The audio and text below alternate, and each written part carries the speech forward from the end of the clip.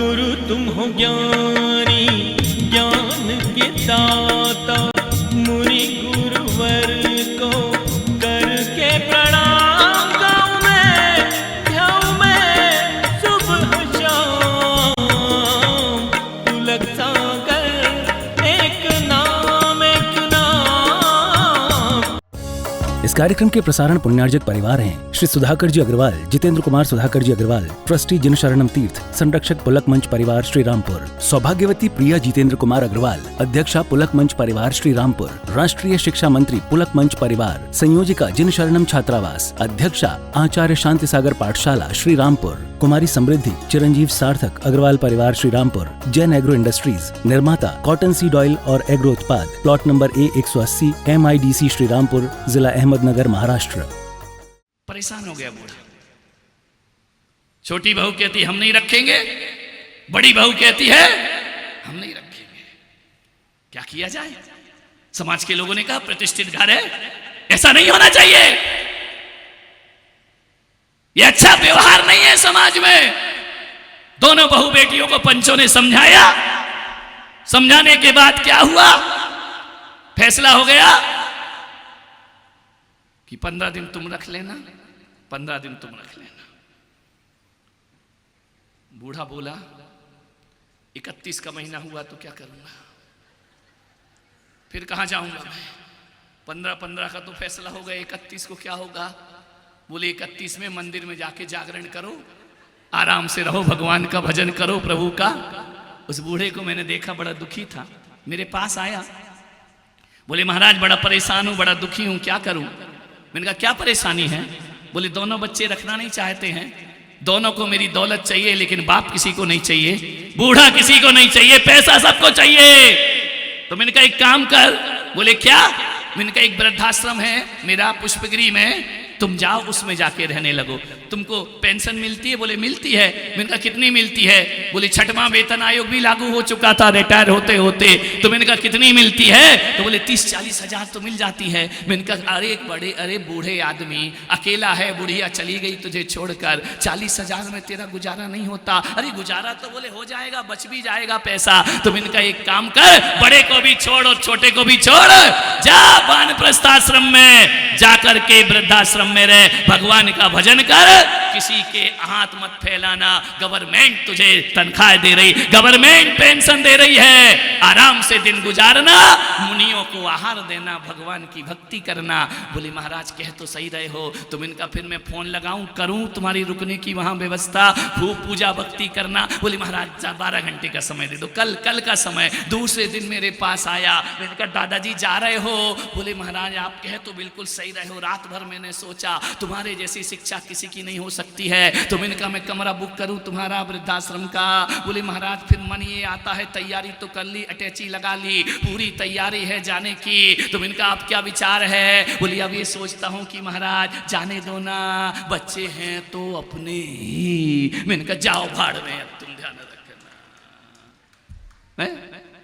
पड़ा मर रहा और हाय आखिर हैं तो अपने ही। मृत्यु के समय भी आदमी को आसक्ति नहीं छूटती है। आसक्ति मालूम है क्या होती है? आसक्ति क्या होती है? आसक्ति बोलो, आसक्ति की क्या परिभाषा है? आसक्ति बोलो रे पंडितों, आसक्ति क्या होती है? जो आ तो सकती है पर जा नहीं सकती, उसे कहते हैं आसक्ति। ध्यान रखना, वो आ सकती है लेकिन छोड़कर जा नहीं सकती। आद्य शंकराचार्य ने कहा अंगम गलितम पलितम मुंडम दसन विहीनम जातम तुंडम वृद्धो याति गृहत्या दंडम तदपि न मुच्यति आसा पिंडम। आद्य शंकराचार्य कहते हैं कि अंगम गलितम पलितम मुंडम दसन विहीनम जातम तुंडम वृद्धो याति गृहत्या दंडम तदपि न मुच्यति आसा पिंडम। अंग अंग गल गए, बाल सफेद हो गए, दसन विहीनम, दांत गिर गए, वृद्धो याति गृहत्वा दंडम, बुढ़ापे का दंड ग्रहण कर रहा है, तदपि न मुच्यति आसा पिंडम, उसके बाद भी इच्छाएं तेरी शांत नहीं होती हैं। ध्यान रखना, इच्छाओं को छोड़ो मेरे भाई, आशाओं को छोड़ो। जितनी आशा परिवार से बच्चों से लगा रखी है, उतनी आसक्ति यदि राम में हो जाती, परमात्मा में हो जाती, तो तेरा बुढ़ापा भी सार्थक हो जाता, तेरी जवानी भी सार्थक। ज्यादा इंटरफियर मत करो। मान्यवर, प्रभव सुधारो। ये नया अध्याय लिखना है बुढ़ापे में, अगले जन्म का। अगला जन्म सुधारो अपना। लेकिन क्या करें, छोटे बच्चों के पैर ज्यादा चलते हैं जो लेटा रहता है, और बूढ़ों की बोलो, हाँ कितने अच्छे से बहू आज बोल लो, तुम घर जाना पता पड़ेगा। बूढ़ों की जबान बहुत चलती है। ज्यादा दखलंदाजी मत करो, ज्यादा नुक्ताचीनी मत करो। 30 साल का बेटा हो गया है, उसे आंख दिखाने की कोशिश मत करो। ध्यान रखिए, माने तो ठीक, नहीं माने तो वो जाने और उसकी किस्मत जाने। एक बार कहना आपका काम है, मानने वाला सोचना है। प्रपंचों से हटो और प्रवचनों में ज्यादा लगो। ध्यान रखना, तुम्हारे जीवन का कल्याण हो जाएगा। लेकिन प्रवचन में मन नहीं है, प्रपंचों में ज्यादा मन है तुम्हारी जिंदगी का। नाभिराय ने मुकुट उतारा, उन्होंने दूसरी घटना देखी। 3-4 मिनट है, अभी टाइम नहीं हुआ है। उन्होंने दूसरी घटना देखी कि यहां तो मुकुट झुक रहा है, वहां कान के बाल सफेद हो गए। मैंने सोचा यार कि कान के बाल यहीं से सफेद क्यों होते हैं, मेरे भी हो गए। खैर मैं तो जवानी में जाग गया, ध्यान रखना। अब सफेद हो या काले मुझे फर्क नहीं पड़ता है। नाभिराय ने देखा कान के बाल सफेद हो गए। मालूम है वो कान के बाल सफेद क्यों होते हैं? वो कान में कहते हैं, बेटा बेटा, जवानी गई, बचपना गया, फसल पक गई, फसल पक गई, फसल पक गई। और पकी हुई फसल कभी भी काटी जा सकती है, ध्यान रखना है। फसल पक चुकी है।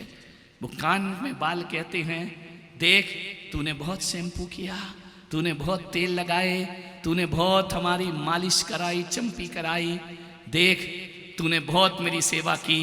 अब इतना कहता हूं, वो बाल तुम्हारे कान में कहते हैं कि अब बाल छोड़ो, माल छोड़ो, प्रभु का रास्ता अपनाओ अपने जीवन में। ध्यान रखिए, वो कान के बाल कहते हैं, ध्यान रखना, वो कान में आके धीरे से बोल रहे हैं, तूने सेवा की इसलिए हम शोर नहीं मचा रहे हैं, हम तुम्हारे कान में कह रहे हैं। एक बात याद रखना उदय पर्व वालों, दुनिया की हर सफेद चीज धीरे धीरे काली होती है, ध्यान रखना। कोई भी व्हाइट चीज ले आओ रख दो तो काला हो जाता है, लेकिन बाल ऐसे अपवाद हैं जो काले से धीरे धीरे सफेद हुआ करते, बाकी काला रंग कभी सफेद नहीं होता है। ध्यान रखना, काला रंग कभी सफेद नहीं होगा, लेकिन बाल ऐसे हैं जो काले से धीरे धीरे सफेद हो जाया करते हैं। वह कहते हैं, ए नादान, काली करतूतें छोड़ और सफेद जिंदगी जीना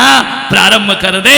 ये बालों का संदेश हुआ करता है। मान्यवर, काली करतूतें बंद करो, अच्छी जिंदगी जियो, उज्जवल जिंदगी जियो। एमपी में एक परंपरा है कि अब यहां की मुझे नहीं मालूम है, भोजन करने बैठो ना तो पहले जल आता है, पूरी आती है, सब्जी आती है, उसके बाद थोड़ा मीठा आता है, नमकीन आता है, उसके बाद थोड़े फ्रूट्स भी दे देते हैं, सबसे लास्ट में एमपी में चावल आता है। समझ में क्या परोसा जाता है तुम्हारे यहां?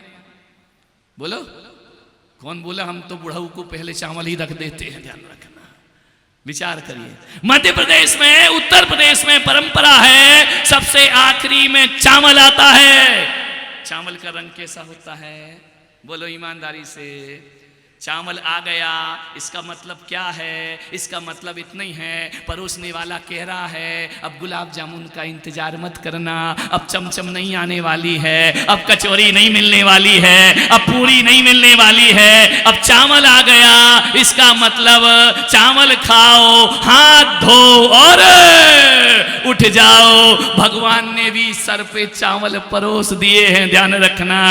अब जवानी आने वाली नहीं, अब बचपना आने वाला नहीं है। जैसे चावल के बाद हाथ धो के उठ जाते हैं, वैसे आपसे कहा जा रहा है सिर के बाल सफेद हो गए, अब भोगों से हाथ धो विषय वासनाओं से और उठ जाओ, परमात्मा के ध्यान में लीन हो जाओ। लेकिन आदमी बड़ा होशियार है, ध्यान रखना। यहां बाल सफेद हुए, वहां हेयर ड्राई करके आ जाता है, ध्यान रखना, जवान हो जाता। यहाँ दांत टूटे नए लगवा लिया करता है, आजकल तो फिट ही हो जाते हैं। पहले तो फोल्डिंग वाले थे, लगाओ निकालो लगाओ निकालो, आजकल तो दांत फिट हो गए। आदमी सोचता अभी मैं कहाँ बूढ़ा हूँ। एक आदमी से कहा कि देख तेरा बुढ़ापा, अरे बोले काय के बाल लाल, आजकल तो बच्चों के सफेद हो जाया करते हैं। कितना बुढ़ापों से निगाह फेरोगे, ध्यान रखना है, कितना मुंह छिपा करके जियोगे। आपसे निवेदन है, यही आग्रह करूंगा, बुढ़ापा ध्यान रखना। बुढ़ापा एक बीमारी का घर नहीं, स्वस्थ रहने का एक टॉनिक भी हो सकता है, ध्यान रखना है। आपको निवेदन है, तुमको दूसरी गाड़ी पकड़ना है ना, तो पहली गाड़ी बोलो छोड़नी पड़ेगी या नहीं? तुम छोड़ोगे या घसीट के छुड़ाया जाए? मौत छुड़ाए या तुम छोड़ोगे? छोड़ने का मतलब ये नहीं कि मेरे संग में आ जाओ तो मैं चलता फिरता वृद्धाश्रम बन जाऊं, नहीं, मैं ये नहीं चाहता हूं। भीतर की आसक्तियां आदमी को छोड़ना चाहिए। मान्यवर, आदमी मरते दम तक नहीं छोड़ पाता है। एक आदमी उदयपुर में मर रहा था अस्पताल में, अंतिम स्टेज थी, नर्स खड़ी है, पत्नी खड़ी है, बच्चे खड़े हैं। उसने मालूम है, डॉक्टर ने बोला अब तुम्हारे पास समय नहीं है। तो उस बूढ़े ने क्या कहा, मेरा बड़ा बच्चा, बोले यही हूं, छोटा बच्चा यही हूं, मेरी पत्नी, बोले यही हूं। तो उसने क्या किया मालूम है, बहुत धनपति आदमी था, अरबपति। उसने कहा कि सर्वतो विलास के जितने भी मकान हैं वो सब तू ले ले। नर्स देख रही, यार मर रहा है, मकान कितने हैं? उससे पूछा, दूसरे बेटे ने, पापा मैं क्या लूं? बोले सेक्टर 11 में जितने हैं, जितने भी फ्लैट हैं बड़े बड़े, सब तू ले ले। पत्नी से पूछा, पत्नी ने कि मैं क्या करूं? बोले सेक्टर 3, 4, 5 में जितना भी जमीन जायदाद है, जितने भी घर हैं वो सब तू ले ले।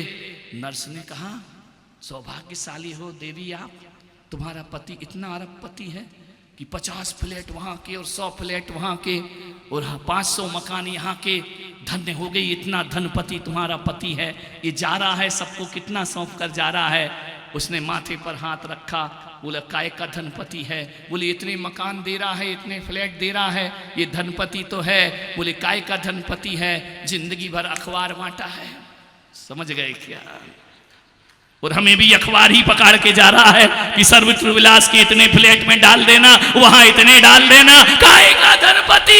ध्यान रखना, मान्यवर, सोचना है, आपको विचार करना है। आपसे निवेदन करूंगा, जीवन में अंधेरों को कोसने की बजाय, जीवन में अंधेरों को कोसने की बजाय आशाओं के दिए जलाओ, अंधेरा छोड़कर भाग जाएगा आपके जीवन से। ध्यान रखिए। आपसे मैं निवेदन करना चाहता हूं, बचपन मुफ्त में मिलता है, जवानी कमाना पड़ती है और बुढ़ापा मांगना पड़ता है। मान्यवर, आपसे मैं इतना ही आग्रह बड़ी विनम्रता के साथ कर रहा हूं, एक ही चीज अपने जीवन में याद रखना, बुढ़ापा भुनभुना के जीना है या गुनगुना के जीना है। ध्यान रखिए, गुनगुना के जीना है तो परमात्मा का हाथ पकड़ो, और भुनभुना के जीना है तो संसार और परिवार का हाथ पकड़ो। ध्यान रखिए। आपसे निवेदन है, बुढ़ापा कभी आपको नहीं सताएगा जीवन में, यही आग्रह करूंगा।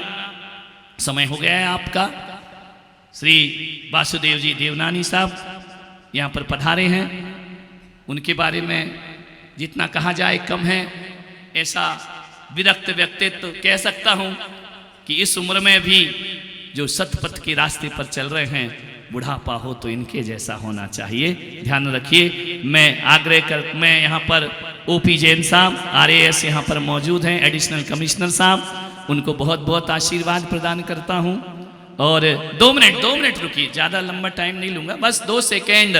और हंसराज जी चौधरी, हेमंत जी जोशी, महंत महाकाली शक्तिपीठ, उनको आशीर्वाद देता हूँ। लोकेश जी द्विवेदी, उप महापौर पूर्व, श्रीमती विजय लक्ष्मी जी यहाँ पर समाज सेविका के रूप में बहुत अच्छा कार्य कर रही हैं। हजारों महिलाएं जिनकी एक आवाज पर खड़ी हो जाया करती हैं। श्रीमती प्रीति जी संस्थापक BT स्कूल, जिन्होंने मुंबई में भी उनके भाई ने बड़े झंडे गाड़ रखे हैं, उन्हें आशीर्वाद देता हूं। राजेंद्र जी समदानी साहब भीलवाड़ा से पधारे हैं, इन सबको मैं आशीर्वाद देता हूं। गजपाल सिंह जी राठौड़, विजय जी आहूजा, इन सबको भाजपा कार्यकर्ताओं को आशीर्वाद प्रदान करता हूं। आपसे यही निवेदन है कि 2 मिनट आप सुनिए, 2 खड़े रहो, ज़्यादा बुढ़ापे में काय को जा रहे यार, जवान बैठे बूढ़े चले, इतना गला फाड़ा मैंने, ध्यान रखिए। मोक्ष सप्तमी का यहाँ पर 31 तारीख का प्रोग्राम है। आज तक पूरे हिंदुस्तान में पालकियां 24 निकल चुकी, शोभा यात्रा निकल चुकी है। इस बार की मोक्ष सप्तमी पूरे हिंदुस्तान में नंबर 1 की मोक्ष सप्तमी उदयपुर में मनाई जाएगी। समोसरण का विहार होगा, सर्व ऋतु विलास से भगवान का समोसरण चलेगा।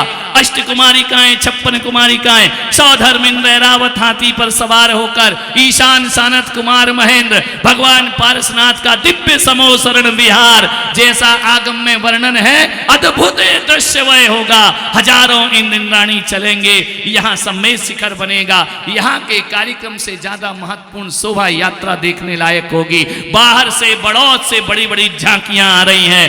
पार्श्वनाथ भगवान मेरे इष्ट आराध्य हैं, उनके लिए सब करना मेरे जीवन का सौभाग्य हुआ करता है। इस कार्यक्रम के प्रसारण पुण्यार्जक परिवार हैं श्री सुधाकर जी अग्रवाल, जितेंद्र कुमार सुधाकर जी अग्रवाल, ट्रस्टी जिन शरणम तीर्थ, संरक्षक पुलक मंच परिवार श्री रामपुर, सौभाग्यवती प्रिया जितेंद्र कुमार अग्रवाल, अध्यक्षा पुलक मंच परिवार श्री रामपुर, राष्ट्रीय शिक्षा मंत्री पुलक मंच परिवार, संयोजिका जिन शरणम छात्रावास, अध्यक्षा आचार्य शांति सागर पाठशाला श्री रामपुर, कुमारी समृद्धि चिरंजीव सार्थक अग्रवाल परिवार श्री रामपुर, जैन एग्रो इंडस्ट्रीज, निर्माता कॉटन सीड ऑयल और एग्रो उत्पाद, plot number A180 MIDC Shri Rampur, जिला अहमदनगर, महाराष्ट्र। गुरु तुम हो ज्ञानी, ज्ञान के दाता, मुनि गुरुवर को करके